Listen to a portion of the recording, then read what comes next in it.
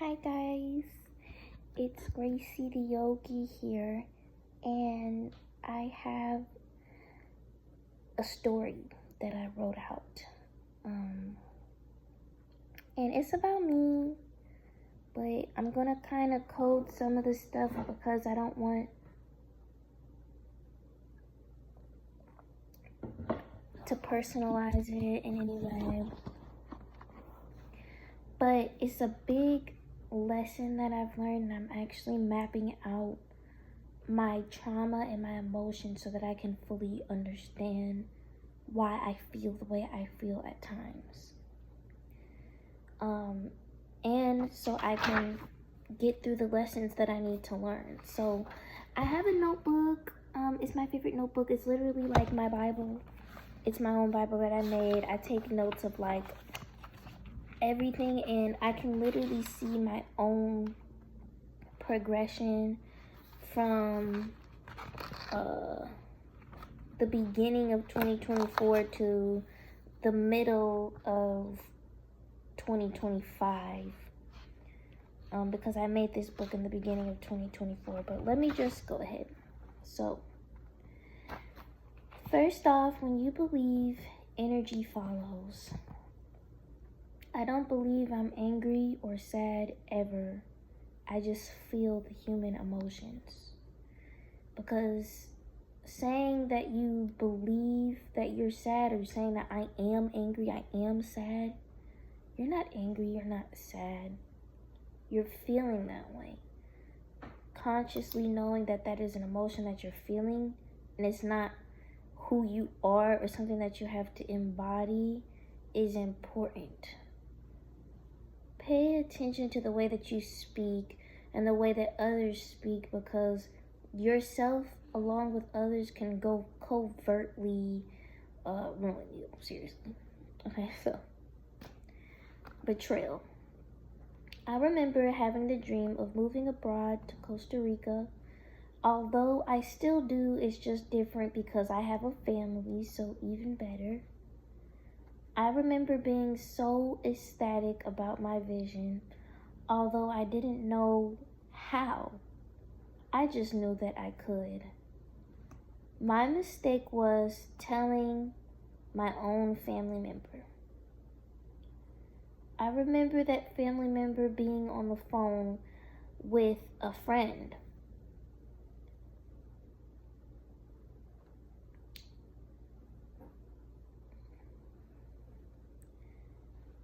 I remember talking about my dreams/vision, and the friend says, "When do you think this will happen?" And honey, it's not what you say, it's how you say it.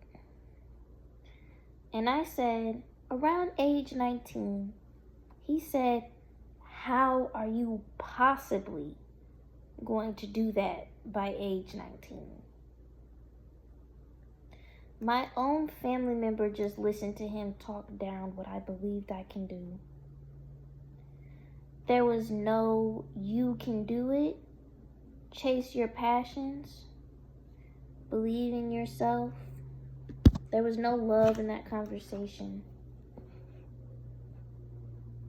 As a family member to someone else, I would never let anyone, yet my friend, tell me what my family member can't do.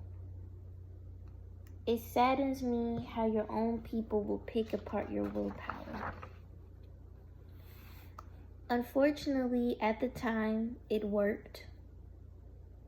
Doubt and confusion started to arise within me, and other things within my relationship with that family member happened. Fast forward, I'm 19 and I am just now believing in myself, fucking my worries and aligning with my desires. I don't have to know exactly how my visions will happen, but it will. And that's part of letting go of control. You can't have beliefs and visions and dreams and be a control freak. You have to be able to adjust and trust. I recently saw this friend of my family members at an African dance performance I went to watch with my family member, my cousin, and my son. I walked past him while holding my son, and he said, "What is this?" I said, "My son." He said, "Oh." Gave my family member a hug. You can imagine how that made me feel. No congratulations, no nothing, no hug to me. Just a long, oh, in a goddamn type of way. When I went home, I cried to Jake, which is my child's father, my significant other, my man. I cried to my man, and he told me, "You have something most people don't, a family." Looking at my family member's friend's life, he always had one woman to the next and problems with his children. When he told me what I can't do, it was a projection. Jacob is my family. He's never told me what I could and couldn't do. Even through pregnancy and feeling down, he told me I should model and is supportive of my ambitions. When I tell him about something I want to do, he says, "Let's make it happen. No matter how much the cost, no matter how quote unquote impossible it may seem." So this is my lesson. Don't listen to people. Don't let people tell you what you can't achieve or desire. Don't worry about how it will work out. Just believe that it will.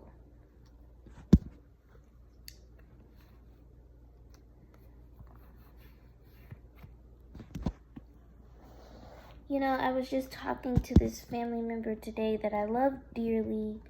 This family member of mine is such a supportive, sweet person, really. As we all have our flaws.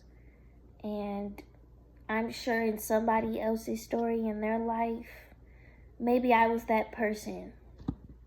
But now that I've changed, I know I would never be. And I remember I was talking to that family member, and that family member was telling me it's impossible to save money and eat out. Eat out at restaurants and stuff. And I said, wait, no, it's not. It's not impossible to eat out at restaurants and save money. And that's the thing with people who overgeneralize. Overgeneralizing is basically saying, it's saying, how do I explain this?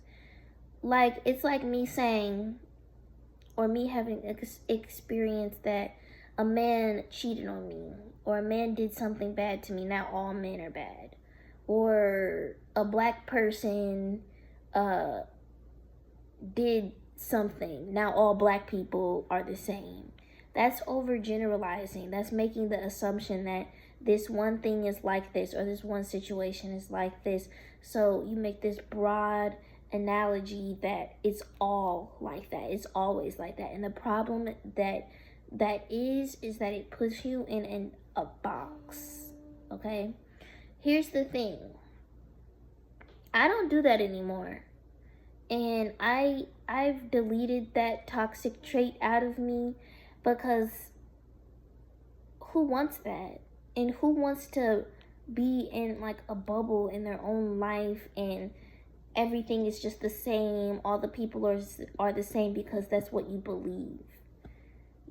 Do you really not believe there's people in this world who can save their money and can also eat out at restaurants?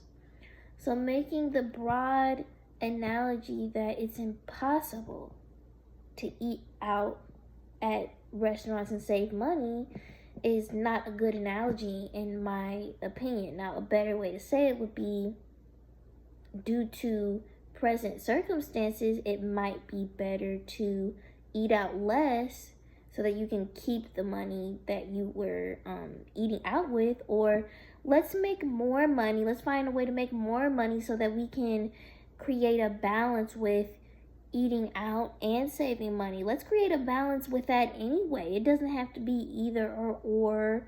And like, it's that simple. Not everything has to be broad. So I had to tell that family member, like, no, it's not impossible. Nor would I want anybody telling my child that it's impossible to do this or it's impossible to do that, or they lack thereof because of me. That's not true. There are people in this world who have balanced pleasure and money. You can do that.